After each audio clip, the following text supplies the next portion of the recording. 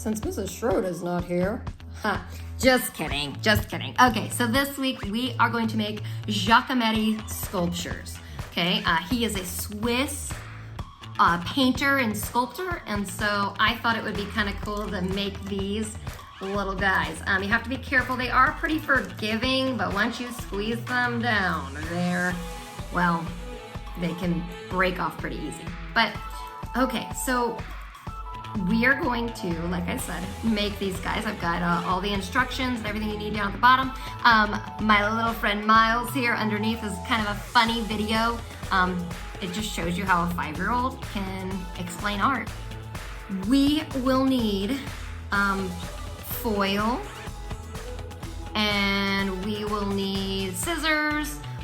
You will need to kind of draw out your idea first of how you want to pose them. Maybe you're gonna, I told myself I wasn't gonna do this, but maybe yours is going to, of course, dab. I don't even know if that's a thing anymore, but you can mold and pose your sculpture however you want. Remember, sculpture you can see all the way around. And I really like how this foil looks like Giacometti's sculptures. It's a little brighter, but you know.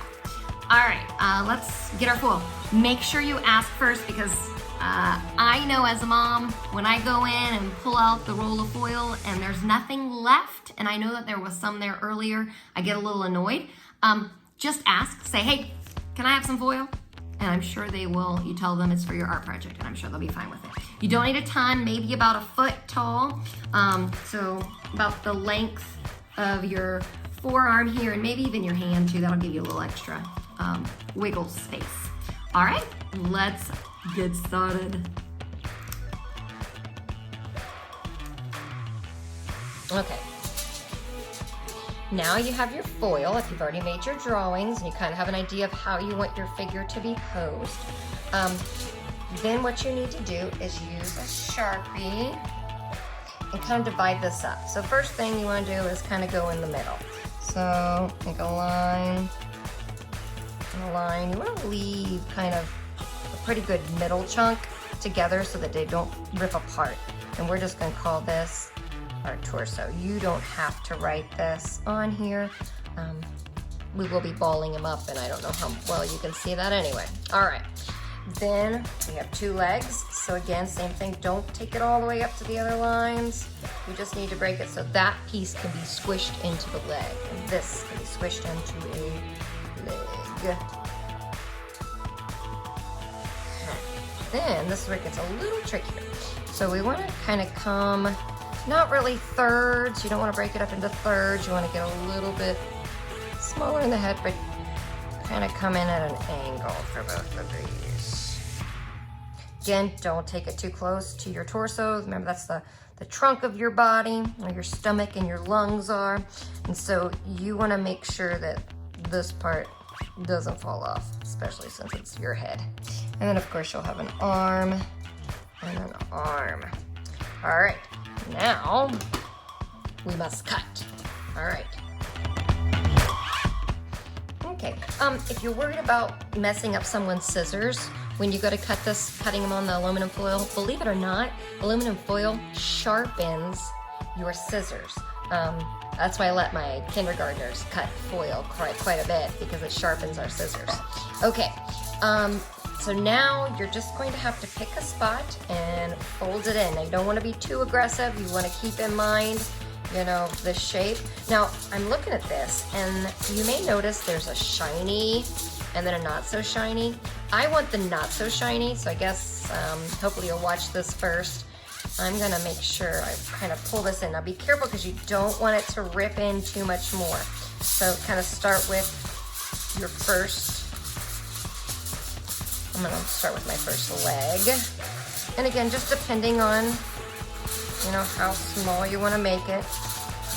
And then don't forget, you're gonna need a foot.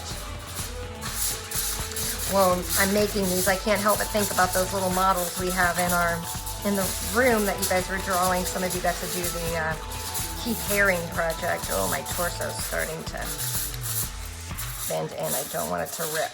But yeah, we did the Keith Haring, and so if that was something you remembered seeing some of the other 4th graders do, you can use this guy to do that project. You can kind of just pose him.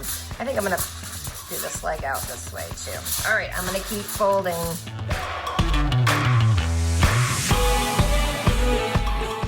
All right, so now we're ready to pose your sculpture. All right, so, I mean, you could even have them like, cross his arms. The nice thing about this is you can try some different poses. It's like, kind of leaning up against the wall, minding his own business.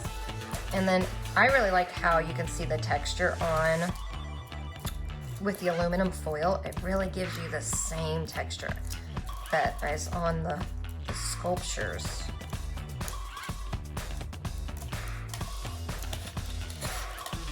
All right, we're looking a little large-footed, so I'm gonna make that.